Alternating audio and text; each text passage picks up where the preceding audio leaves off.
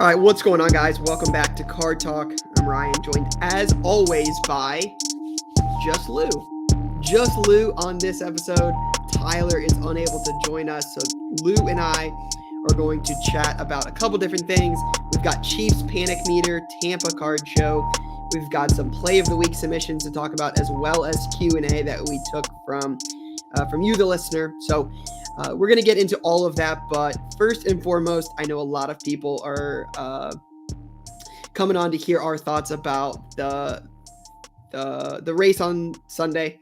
Mm-hmm. I know Lou and I were trying to talk. I was trying to talk to Lou about it before we started, and he's like, "Hey, we got to save this all for the show." So, Lou, let's just get right into it. What is? Wait. Should we do what's on our mind first? Or no, that's what's on our mind. We know what's on our mind. Okay, fine. I have something else I want to talk about, but I'll bring it up later. Okay, cool.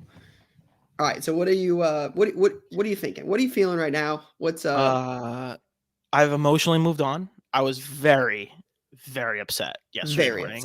I was very upset yesterday morning. It's still, people make fun of us now because we don't know every intricacy of F1. I still don't fully understand how it all went down yesterday. Sunday for people listening to this on Wednesday or Thursday.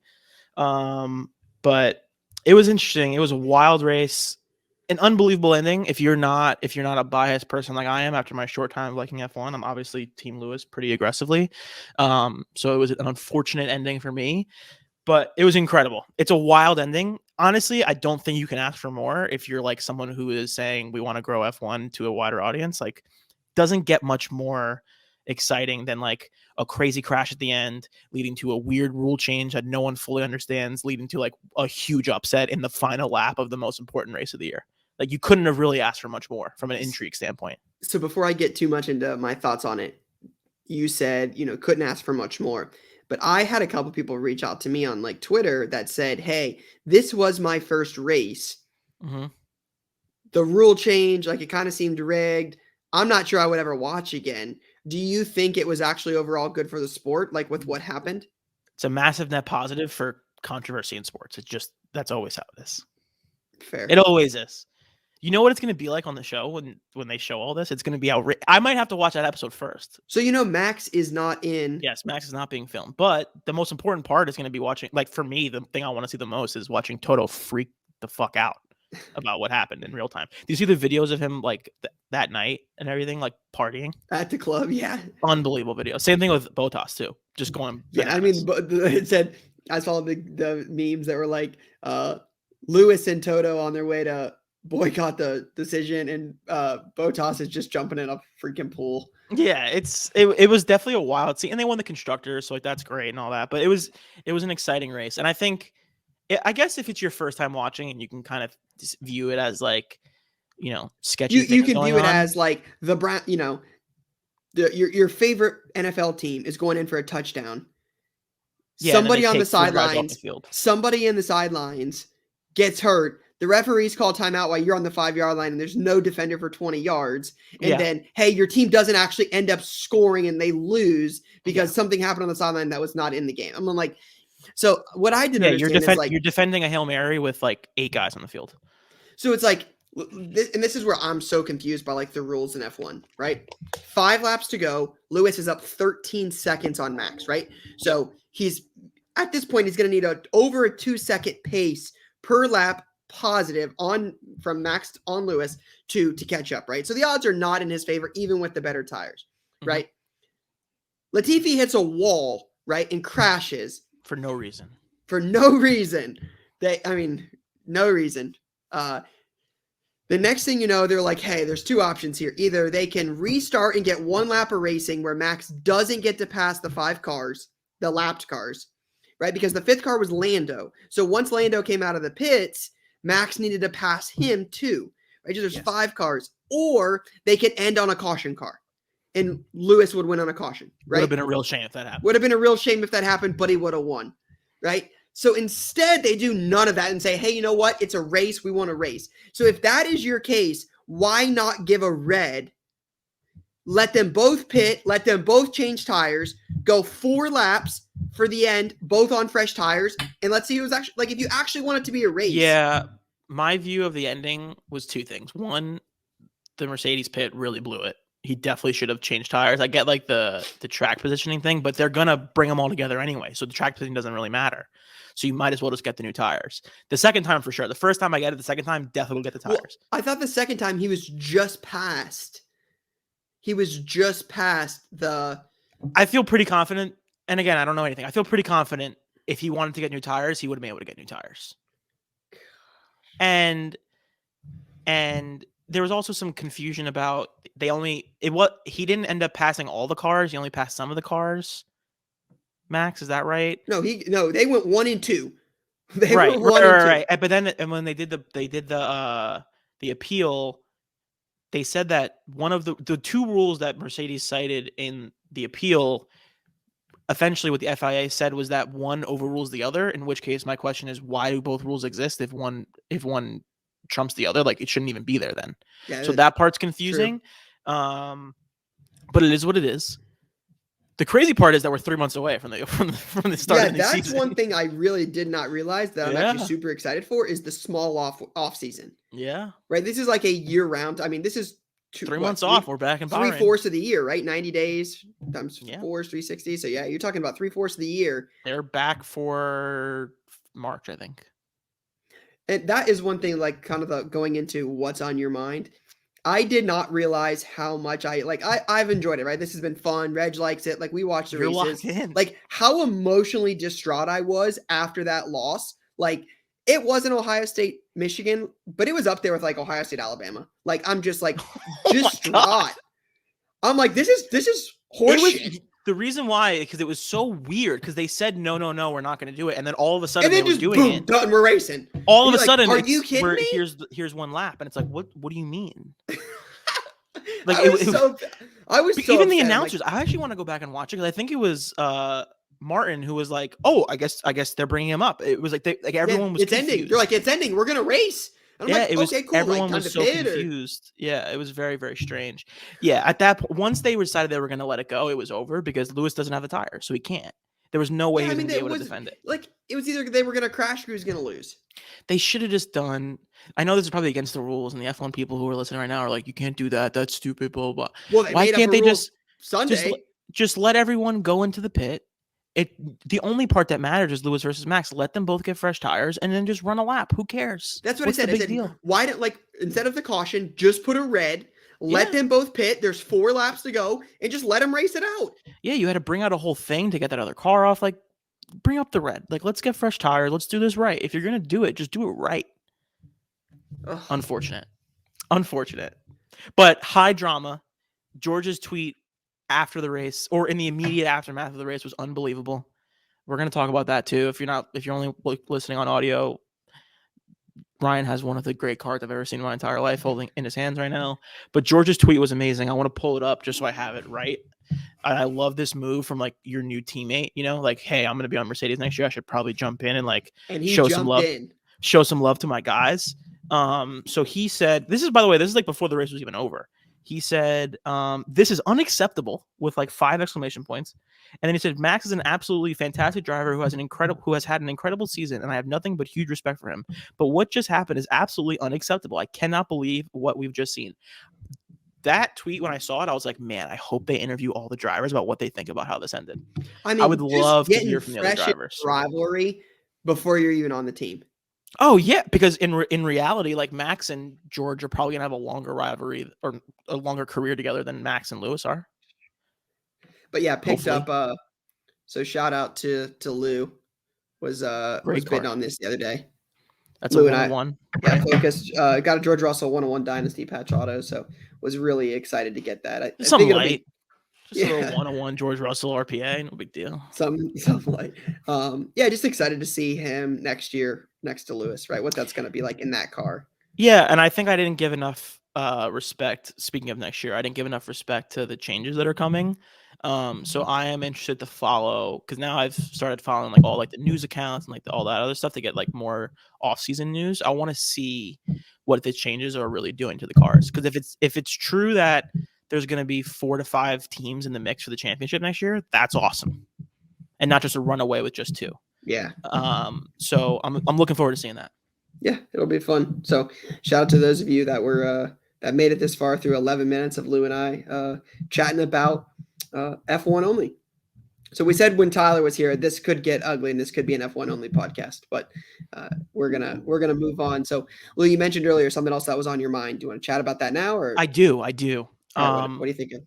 I've watched a decent amount of Nets basketball in the last week, and I really like Cam Thomas. I think he's a really interesting little player, and I really like his relationship with KD. KD seems to like feed him pretty often when he wants to get going, which is interesting.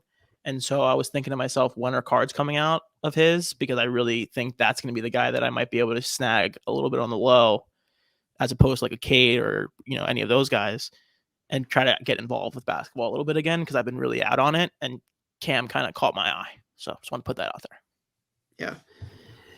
Yeah.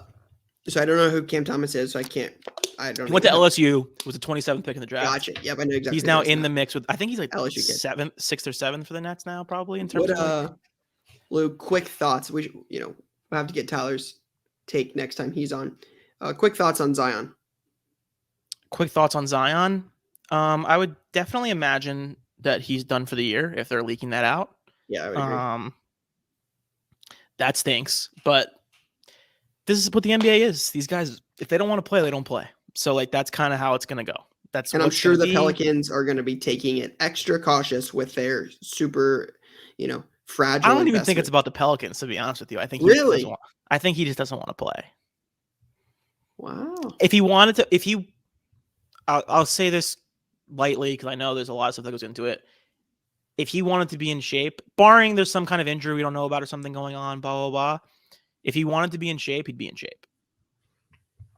That's kind of it. All right. Another quick take. Jay put this out there that I saw this right before we went live too. But it said Michael Rubin was named the most influential person in sports by Sports Business Journal. Did you see surprising. That? I mean, yeah, he's like an owner of an NBA team. He owns like all of the merchandising pretty much across sports. Now owns Sportscards is a crazy thing to say, but he kind of does in a way.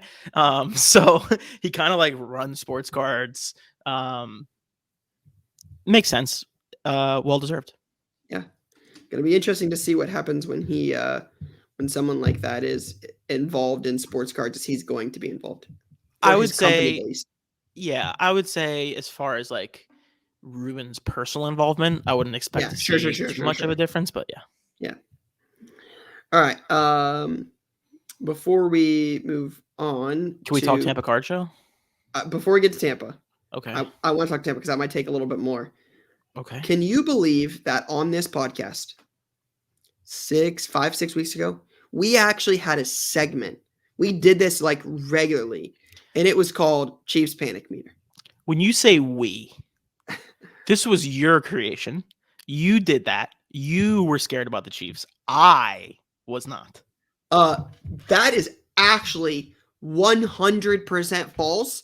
I said that if they were like down one week or visual. Whatever. Jason made a piece of content with you like moving it up a tick because you were worried. I specifically moving it up a tick is not a thing as opposed to like we're definitely panicked. Overarching, they're fine. For sure. No, that's not. I mean, Jay, pull yeah, I'm down to see the clip. If I was like actually being like, oh, the Chiefs are in trouble, they're really bad. Like I'm down to.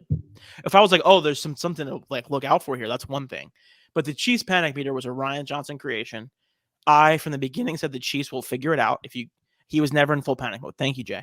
It was completely fine throughout the time. From the very beginning, I said they are going to be fine. I think I picked them to go to the Super Bowl. Like, they're the Chiefs. They're going to figure it out. They beat the brakes off the Raiders, so that's over. The Raiders are out. I mean, the brakes off the Raiders. You know who stinks, right? The Bills. The Buffalo Bills. I knew you were going to say that. You hate the Bills. They stink. Their quarterback stinks. Their coach stinks. I don't know what to say. What are you pulling up the clip right on the screen? What does it say? Absolutely. I mean, we're recording the podcast. You can't just pull up clips in the middle of the podcast. Okay, we're gonna now sit here in silence and wait for Ryan to watch the clip. Listen. You guys tell me if Lou's like not panicked or panicked. We'll just pull it live on air. You would think Chiefs, man. Lou, we gotta ask, where is the panic meter? So the defense is bad. The defense is a serious problem. The offense also seems like it's a problem. It seems like everyone decided, like, oh, wait, if we just can figure out a way to get Tyreek out of the game, like their offense is kind of over, I would assume that they will figure it out.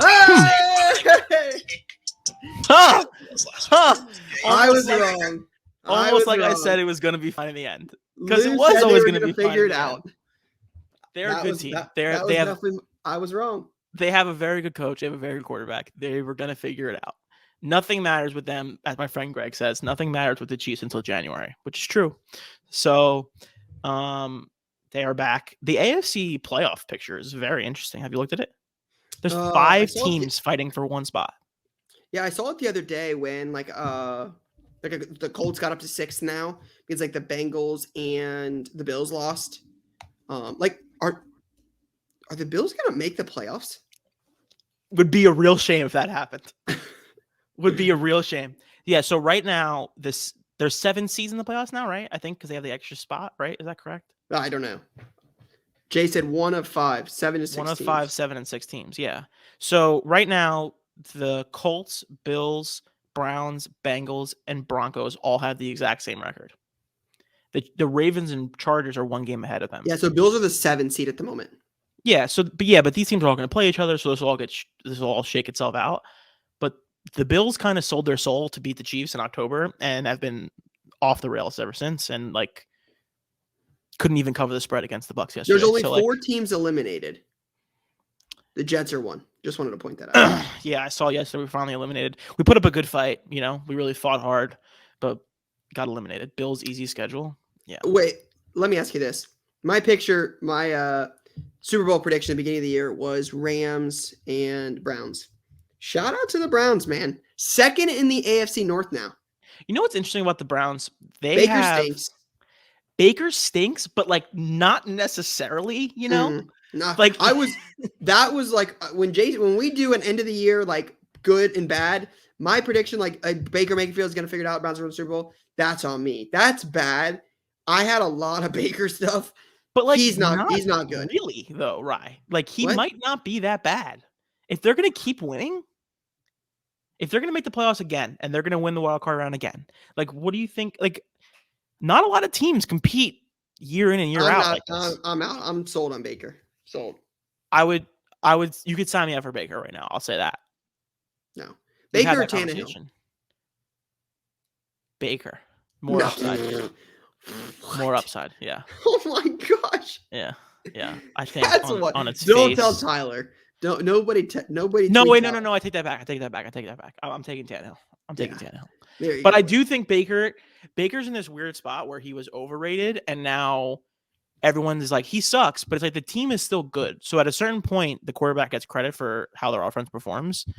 And I don't know, man. They're in the mix. They're going to be in the mix this year. They're probably going to be in the mix. They were in the mix last year. They're a good team. There's a lot of talent on that team, though, man. A lot of talent. You put Aaron Rodgers on the team, they might not lose a game. That's fine. But Baker's on the team and they're 7-6. So they have the same record as your Buffalo Bills.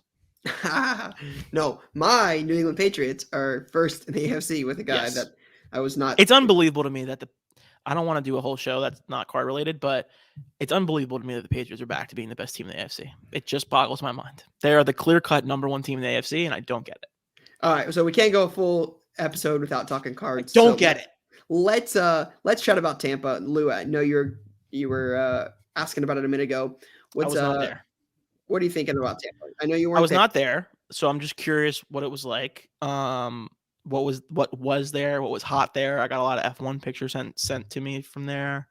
Would have loved to just hear a little recap. Yeah, so bought some F1. Did actually find some.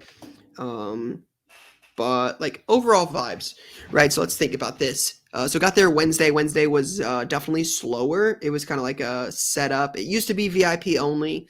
Wednesday is always slow for a car show. Yes, but the difference for Wednesday or for Friday I've experienced in Dallas versus Friday experienced at CollectorsCon was definitely different. Okay. So definitely a little bit of a different vibe there. Now I wasn't at the last Dallas show, so I'm not sure if Fridays have, taken a downtick because I would assume they have, because I think the Friday before when we were in Dallas was a little slower. Mm-hmm. But it was a little slower than I expected it to be. Lot of tables, lot of variety, overall good atmosphere. Comics, cards, Pokemon, there was actually a place to get a haircut. Somebody was cutting hair in the show. I respect that. That's not a bad move. I mean, crazy. You had people live on Whatnot during the sale. That was interesting. That's definitely something I anticipate will be a bigger, like even bigger trend in 2022. So they had good Wi-Fi there. I wasn't on Whatnot, so I don't know. Sounds like the Wi-Fi was cooking if they were doing live. But they were definitely doing that. Let's see. Saturday. So we were able to buy a lot of different stuff, a lot of cool deals. Saturday's foot traffic was definitely less than I had anticipated. Don't know if that is a time of year thing, if that was just normal attendance. I'm not sure. It seemed a little slower than I would have expected. Again, I didn't have much trouble, but it seemed like there was a few less patrons than I would have expected. Mm-hmm. Can I ask you a question? Yeah.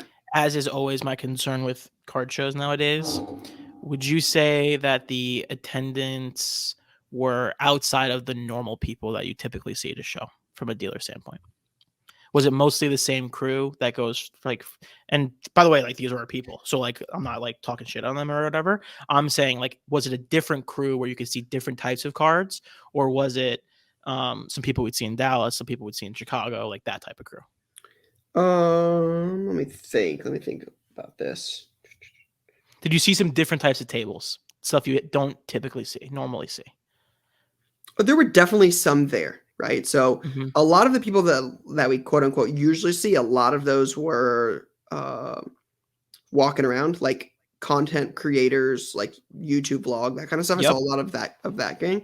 But yeah, definitely a lot of the same people, Okay, that you see at a lot of the other shows. And that's what's going to be tricky now is like as card shows have gotten so big, and they've become businesses for a lot of people, right? Like you're going to have major shows competing against each other. That is what's going to be the hardest is, when there's Dallas and Atlanta happened before, like when those shows are on the same day. Cause I know there were shows out in California. There was a Nashville show. There was the Tampa show. There was like another show. Like there's a lot of shows, right? If there's shows out in California, people in California are going to stay out there, right? Like you're not coming to Tampa. Well, here's the other thing of it. It's like these shows are also competing to get the content creators there. So they're trying to get people to come to their show specifically, which is why I always ask if it's like, a different type of crew or if it's primarily just like not just content creators, but other people as well. So anyway, sounds like it was interesting. I saw you guys posting pictures. I saw you were taking pictures with fans. That's very nice. I saw Mini Me was there. That was cool too. Go Dogs. Go Dogs, baby. So it sounds like it was interesting. I would love to get to a show soon. I just want one to be around here that isn't going to take me like 2 hours to get to, something like that. So I'm looking forward to getting back to shows in 2022 for sure. Yep, agreed. All right, let's get into some of the questions. I know Jay grabbed a couple from Twitter. We have 10 questions this week. All right, so we got to be quick then. 10 questions. All right, so Ted Creer asked the first one. He says, what sport has the opportunity to replicate the demand that F1 and soccer has brought to the hobby the past 2 years? Great question. I've thought about this a lot. Do you have a thought, Ryan? I'll let you go first. Let me think about this. I think the answer to this question is any sport. So the reason F1 blew up, so I don't think F1 and soccer are the same necessarily because they blew up for different reasons. Like soccer was always kind of just under the radar, trying to break out, trying to happen. It's been like 15, 20 years in the making in this country, right? So that's one thing. Cards being a piece of that is a function of like young people being involved in cards, and then young people are buying cards. So they're going to look for the thing that they watch, which is soccer. F1, on the other hand, is, in my opinion, entirely a media creation in that, or like a content creation in that the reason the sport got popular was because of COVID and because of the show. I firmly believe the Netflix show is like by far the number one reason that people are watching the sport again. They got into it because they started watching it and they liked it, but the way through the door was the Netflix show, right? And that's why I say it's replicable by any sport. NASCAR could do this tomorrow. The WTA could do this tomorrow. A wiffle ball league could do this tomorrow. Like the one on, I don't know if you go on TikTok very often, Ryan, but there's a TikTok account that has live streams during weeknights of a wiffle ball league, and it's electric. I watch it all the time. So like, that's what I mean. in that if you create a well-made show with characters who are interesting, of course, this relies on a couple factors. It relies on the show being good, and it relies on the characters being interesting, the athletes being interesting. Gymnastics would be a good version for this. I really believe any sport could do it if a show is made well that promotes the league and the athletes that take part in it properly. So I would agree with you 100% in terms of like how they are different. I think the closest thing to soccer, and I don't think it will be close, truthfully. Like I think soccer has a lot more potential to blow up. But I think the closest thing that will even come, and when I say near it, I don't mean like it's not going to be close. Like I think soccer will definitely be a lot ahead, but I think it would be hockey. Again, just the more coverage on TV is going to matter, right? With the Disney deal. The seeds are being laid as we speak. They've been getting laid for the last few months. Yeah, so I think hockey's got some potential there. F1, again, like Lou said, it's just like what's going to be relevant. And I don't know if it would be a sport necessarily, but it's like, is there something that's going to catch people's attention? I think a lot about like the Jordan documentary, right? Like, the Jordan documentary is tough as a concept because it's related to one player and one moment in time. You know what I mean? But like it did a lot for those cards at that time. I mean, that was right when COVID happened too. Like people were at home. I guess that's fair. Yeah. So again, it brought up a lot of attention to something at that time. I definitely think F1 is different, but we'll see. So someone said, Joshua said, in April 2021, Netflix announced the production of the Bubba Wallace docuseries focusing on Bubba Wallace's 2021 season. We know that this series will show his first NASCAR Cup win and focus on Michael Jordan product of the 23XI racing team. What will this do to the impact of NASCAR cards should Panini make NASCAR owners cards and have a Michael Jordan card? That's interesting. Well, if it's going to just follow Bubba, I mean, this is kind of, we disagree on this, but like if it's exclusively following Bubba, I don't think it's as interesting for NASCAR as a whole. But I think we did mention previously that like I think a NASCAR show would be interesting. Yeah, you said you would 100% watch. Locked in if there's ever a real NASCAR show. So I think it's interesting, right? Should Panini make NASCAR owners cards? They might already do that because like Topps does that with the principals for F1 and like team managers and all that stuff. I think his point here is Panini can't make Jordan basketball cards because Upper Deck owns the license. So this would be Panini's way to make a Michael Jordan card without getting in trouble. Right. And that's where I don't know if it's Michael Jordan. I would guess that Jordan's deal is a little bit more airtight, where it's anything featuring his name, image, or likeness, if I had to guess. Agreed. All right, Jason Schaefer says, more for Tyler and Lou since Ryan has had a store for years. Do you guys have an LLC or some company that you report your card activity through? Thinking of doing this so I can take deductions for my purchases. I won't speak for Tyler. I don't know what he's up to. I'll speak for myself. Every single person's financial situation with their cards is going to be completely different. Everyone does things differently. And there's also a million different ways to approach it if you do decide to go like the formalized LLC, S Corp, like any of that kind of route. I personally do, just because I talk to people in my family. I talk to like accountant that we deal with personally, and they kind of let me down that path.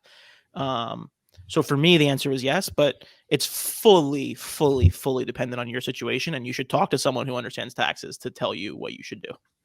Yeah, I definitely think it's a good thing to reach out and get advice on. Yes, definitely get advice. If you're at a level where you're even thinking about it, get advice. Yeah, it's definitely worth having the conversation about. The one thing you don't want to be doing is scrambling last minute when, taxes or things like that come due. So I think it's important to talk about. Definitely don't do it the wrong way. Agreed. John Siskin says, do you believe UFC goats like George St Pierre are undervalued? Not right now. I don't think they are. I don't follow the sport enough to know. Like, again, I wasn't into UFC when, like, I'm not super big into it now, but like I didn't watch a lot of like George St Pierre fights. So like I saw McGregor fight. So like McGregor interests me more, but I just don't keep up with his market on a daily basis. Like, same. I'll pick up I have a couple McGregors locked away because I enjoyed watching him fight, and like I think he's an all-time relevant guy. So I have a couple cool Chrome cards that are like locked in the safe, and that's it. And if I saw one I really liked, I'd buy it and I'd put it away, but I'm not buying it and like transacting them on a daily basis. Yeah, I'm with you on that. My thing when it comes to UFC, and again, I've mentioned this before, is like it's hard to figure out who the breakthrough guys in UFC are. Like I think I have a good feel for that stuff, and I think George is one of those people. But UFC and MMA is such a flash in the pan. Like you have a moment where you get hot, you win a couple fights, and you go, right? And then you're out. Like George is out. He came back for a little bit, I think, but now he's out again. So it's like it's hard to figure out where like the values are in UFC. I just don't follow the sport close enough. Yeah, agreed. All right, so Jason Fisher asks, he said, I pulled a Kobe Gold out of 10 winner stays out of 1819 Optic, got it graded through BGS, and it came back as a 6. 9, 5, 10 on everything except the surface was a 5. Should I crack it or sell as is? So, that's tough. Typically a grade like that would typically imply that there's some sort of like indent on the card. So I would typically check the back for that. So the question, like this is always the $1 million question when you have a damaged card, right? If you sell it as is, you run the risk of somebody saying, I didn't know that this card had this much damage. I'd like to return it. And you set yourself up for that. Or if you sell it graded, somebody knows that there's no potential upside in grading it. The grading is worse than anticipated per se, and it's going to sell for less. So is it maybe try to get a little bit more money and sell it as like, hey, this card's damaged, do that as you want, a little bit more ambiguous, or do you sell it graded and say, hey, this is what it is, take it or leave it. I'm just trying to get out of the card. So I think there's two options. It's just more of a personal preference. Personally, I would rather sell it graded and let somebody else make that decision and let them do whatever they want with it, just to kind of alleviate any potential quote unquote headache. I would rather sell it graded, but that's just me. Yeah, I definitely would rather sell it graded. I think you just might have a hard time getting rid of a BGS 6, I think that's a hard card to get rid of. I think if you crack it out and you're honest about it and you're like, hey, listen, there's definitely an indent here. This is what it is. And you clearly point it out. All you can do is clearly point it out, right? So kind of 6 and 1. You'll get rid of the card eventually as a BGS 6, but I think you'll have a easier time if you crack it out and you're honest about what the issues are. Greg Kohler asks, if you had $1,000 to purchase a card to flip in the next 3 months, who would you buy? I would, if we talked about this pre-show, but my answer wouldn't change. The answer would be some sort of Olympic athlete. I don't totally know which one yet. I haven't, to be honest. I don't really know what's happening in the Olympics, so I don't know who's going to be in it for us. I don't know who's going to win. But probably some kind of snowboarder. Shaun White. I just learned who Chloe Kim was today, so she sounds like someone who would be interesting. NHL players are back in this year for the Olympics for hockey, so that's really interesting for sure. I would probably say some Olympic athlete would be my answer. Yeah, so 3 months from today is Sunday, March 13th. So when I'm thinking about this, I'm thinking on what is going to be relevant at that time. Olympics is obviously a good one. There's some potential there. That would be Selection Sunday. So you would be right around college basketball. I don't know if there's any college basketball cards. You would actually not be far from F1. So if you believe in somebody coming up there, right, that's 3 months from now. That's got potential. You would also be a month removed from the Super Bowl. So probably not a lot of Super Bowl stuff there. You're a month out from baseball. I was going to say I didn't think about it before, but that is if there's a strike. Well, there is a strike. It's happening. So yeah, assuming they start on time, that's around that second week of March is around where that first peak of baseball is. So that's an interesting one as well. Yeah, I'm not sure. I would probably say avoid baseball with the lockout situation there. Yep. Hockey, right? There's a couple different ones here. Let me think about that. Man, I was not expecting this. $1,000 to flip. Why don't you go sport to keep it easy? Somebody I believed was going to do something in basketball, right? Like, do you think Josh Giddey's going to win Rookie of the Year? Do you think LaMelo Ball is MVP? I mean, Steph Curry's going to break the record. Something there. I mean, like, honestly, like, I like F1 a lot. Just the fact that it starts in 96 days is right around. Yeah. This actually might annoy you, or people would say that they've been saying this the whole time. It's kind of hard for me to get a read on the prices. right? So like if you bought it today, I don't know where it's going to be in 3 months. Yeah, is F1 going to come down? Is it going to go up? Like when's It's the definitely going to docuseries come start? down, right? Like that's inevitable. That's just how it goes. The question is, how far down is it going to go in these 3 months, and how quick will the trajectory be going back up to do it? That's the problem when you put things in like a window. For the sake of the question, it's a good one. Yeah, It's I a mean, good honestly, choice. like to be honest, this is probably Tom Brady or Steph Curry. Like Boring, but good answers. Yeah, it's just like they're not going down. Like they're easy to like. Everybody always wants them. There's always a market for them. Somebody's always like, "Hey, do you have Tom Brady?" Somebody's always like, "Hey, do you have Steph Curry?" Steph Curry's going to break a record in the meantime. Tom Brady might win another Super Bowl. Is the favorite to win the MVP. Yeah, I think that's the easy answer. But rather than try to time the F1 market, rather than to guess who's going to win a gold medal, rather than guess who's going to win the Super Bowl, just buy Tom Brady and Steph Curry. I think those are the two of the better buys. Yeah, Steph might be a bad one because I think he's literally going to break the record like tonight or tomorrow. So that's tough. But generally speaking, yes. Agreed. So Cooper, is it Palma, says, with 2021 coming to an end, recap your best memories from card shows this year and what shows you're most excited for in 2022. Best memories from card shows. It was pretty fun recording Card Talk live in Dallas. We did that a couple times. That was pretty enjoyable. Enjoyed that. Let me think. This is hard. I've been to a lot of shows this year, man. I've been to a lot. My easy answer is definitely recording. I have a distinct memory when we were recording in Chicago of someone coming over and telling us to get out, and it was like just very funny. Like we were just sitting. It was like literally just us in the whole place. Remember the announcers? Yeah, the announcers. Yeah, loud as can be. Yeah, as loud as could be as we're trying to just wrap up the The recording. show will be closing in 8 minutes. Yeah, they basically were saying like get out specifically to us. But like they waited until it was time to close to make all of the daily announcements at one time. So it was like, hey, this is a lot.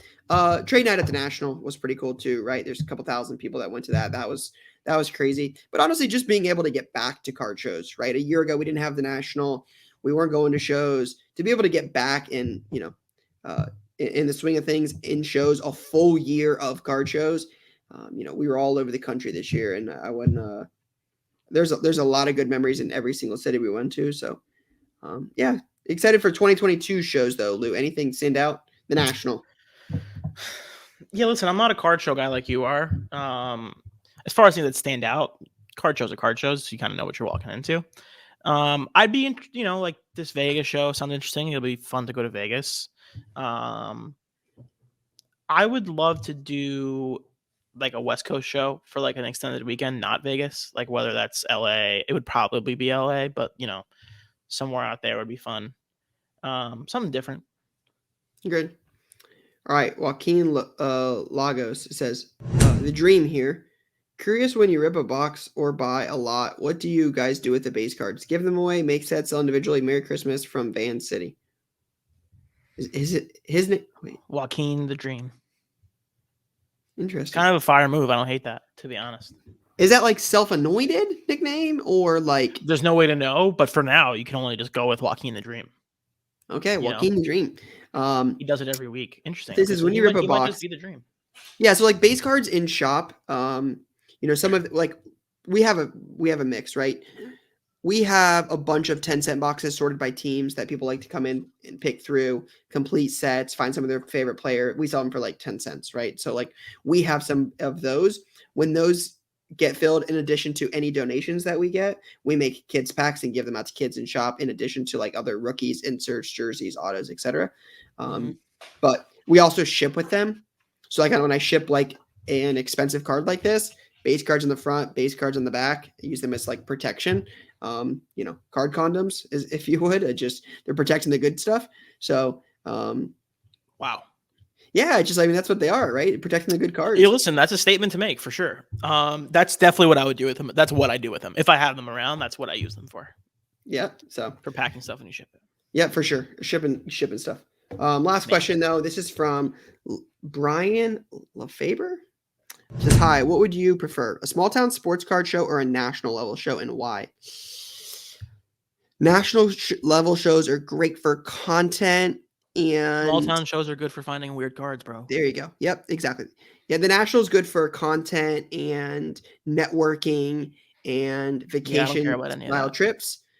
Small town sports card shows are good for deals, buying whole tables, things like that. Buying whole tables is a thing that like no one thinks about unless you're like you who owns a shop. I've Absolutely. never once said to myself, "Man, I'm gonna buy this whole table." Absolutely happens a No, lot. but I think small shows are better. Number Really? one, I think small shows are better because I like the vibes in those small shows more. I just think it's more of like a card show vibe.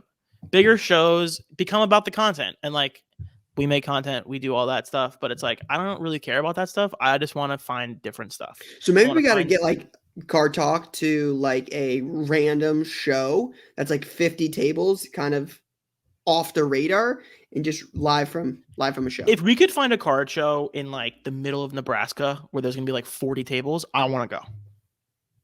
I'm in if you're in.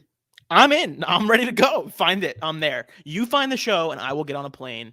Yeah, Lou likes a sweaty, hot, random show. It's a fact. It just feels like that's what cards is supposed to be. It just fits my vibe more. We're gonna do that in 2022. I'm ready, Rye. I'm ready to go to a random little show with you. Like I think I I told you actually guys, think it would be a funny show. I told and you the this concept. before about the show in Xenia, Ohio, that's got like is in like a hog barn. Yes. With no yes. AC and like has It's fans. in a hog barn? Hog barn, yeah. I didn't know it was in a hog barn. An old hog barn. Show. Let's go to that one. Something like that. I'm down, bro. I want to go. I think small shows are better because they're more fun. Yes, small shows are cool. I agree with that. The vibe And it's there. also, listen, I love cards just as much as the next guy. Get in and get out. We see the tables, we see the cards. Let's move on with our lives. You know what I'm saying? I don't want to walk around in circles for 6 hours. Just saying. Don't need to waste a whole Saturday.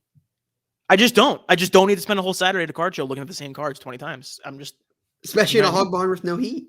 Facts. Like, get me out of there. But also, I want to be in there for the rest of my life. All right, let's get into Play of the Week. Again, Play of the Week is brought to you by eBay, your number one stop for all things cards and collectibles. All right, so it'll be a little interesting this time. It's just Lou and I, but we will Two-man crew. This is weird. And still pick a winner. All right, so this is from card.collector.3. Lou, is he a part of the coaching tree? Oh, he's definitely part of the coaching tree. The question is, does he follow you or not? And as you're reading, I'm going to check. Okay. All right, so this said, he says, bought this BGS 9.5 Anthony Volpe first Bowman auto at a card show in June. The guy had a sticker on it for $125 and gave it to me for $100. Fast forward a couple months, and Volpe is named the Yankees' #1 prospect. Check comps and immediately threw it up on eBay at $600 oboe. Someone grabbed it within a couple days. Thanks, guys. ? Is Tannehill still good? He is still good. Don't let the haters tell you any differently. I like this play. I like Anthony Volpe. He does follow Card Collector too, so he's officially part of the coaching tree. Congratulations to Card Collector 3. I'm actually going to follow him and let him know. Congrats on making it into the CC2 coaching tree. Okay, so I think this is a great play. I really like Anthony Volpe. He has a phenomenal signature. Look at that. That's great. It's a pretty good auto. In the times we're in, there's a lot of autos that are really mailed in. Stink. They're not really. I mean, like initials, like just written out. Not even initials. It's like V, and that's it. Like there's a dude for Kentucky, like BJ Boston or something. I don't know. Yes, that guy has a horrible auto. I know exactly what you're talking about. It's like it literally just says BJ or BB or something. It's awful. Yeah. So I think it's a great play.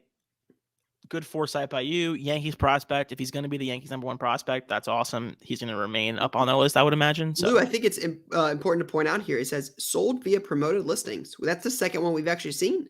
Yeah, listen, promoted listings. Good to see it's working. Good to see. I'm glad. I don't totally get it, but I'm glad. All right. Another play. All right. This is from Paul Raz. It says, hey guys, hope you are all doing well. Wanted to try a strategy that I hear about all the time on here, but have never tried myself. The old buy and sell either the same day of arrival or pre-arrival. This is a Mike White play of the week a month later. A card purchase on eBay. Saw the opportunity back when Mike White had his run and made this Mike White play.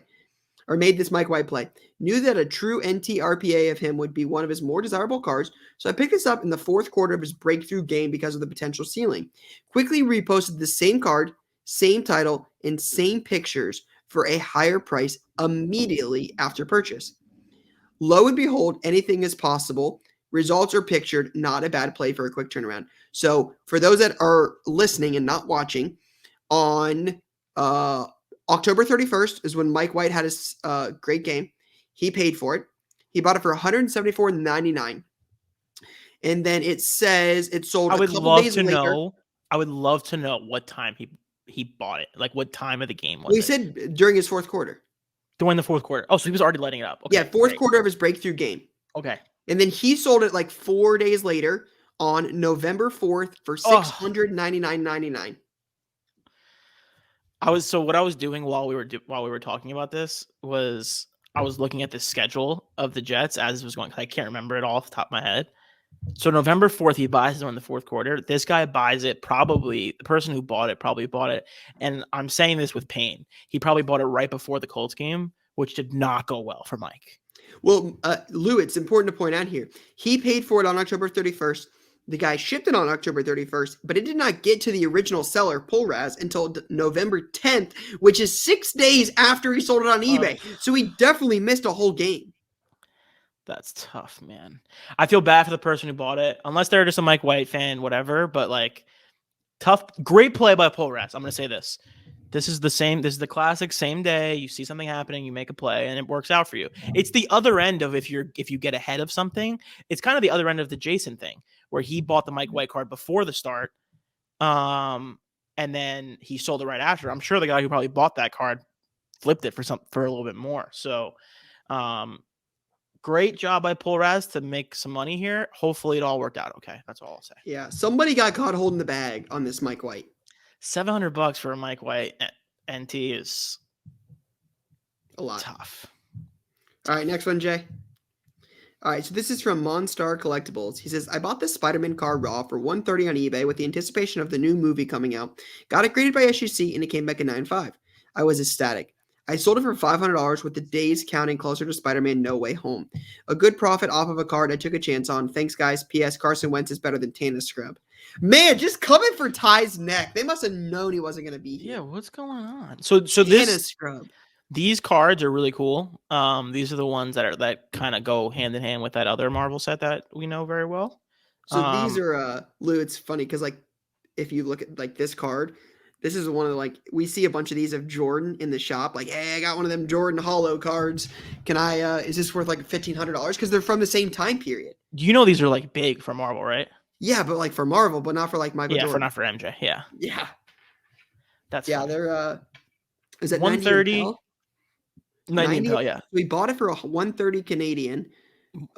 Call it another 35 to grade it. So he's probably in it for, call it 175 all in.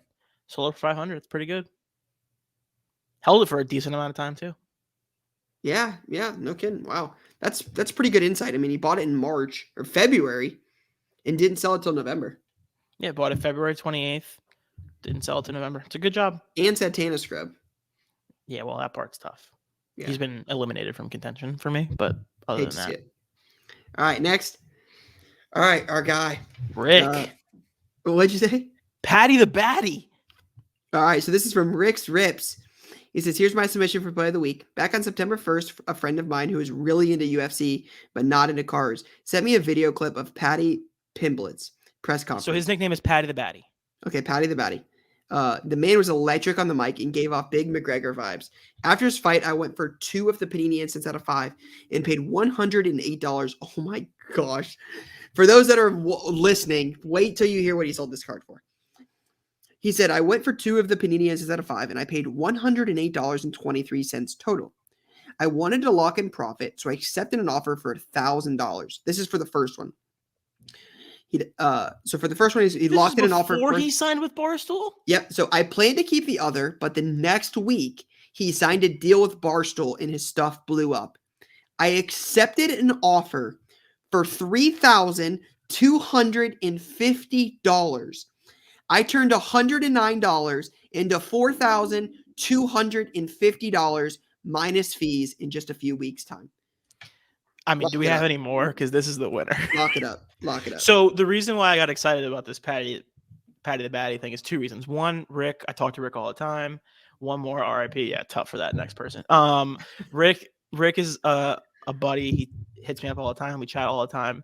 And then the Patty the Batty thing is interesting because I thought this happened after the Barstool thing. So what happened was he went super viral for an interview. I know I kind of have a decent grasp on this whole story. He went super viral for an interview. And because he's Irish and because he talks a lot, people were like, oh, Irish, he's like another Connor, blah, blah, blah, blah, blah. And then he signed up with Barstool and he's gotten more popular since then. So I can't even imagine what these cards are worth now. What a play. $32.50 and he paid $50 a card. Oh my goodness. Lou, nobody caught this. He sold it to Steve Aoki. That's incredible. That's Aoki's eBay page, isn't it? Yeah, I believe so. Jay, did you not catch that? I mean, wow. What a moment in time. This gets even more electric. It's very interesting. It's a very interesting play. It's a great job. So this is why it's good to listen to your friends who don't necessarily know about cards.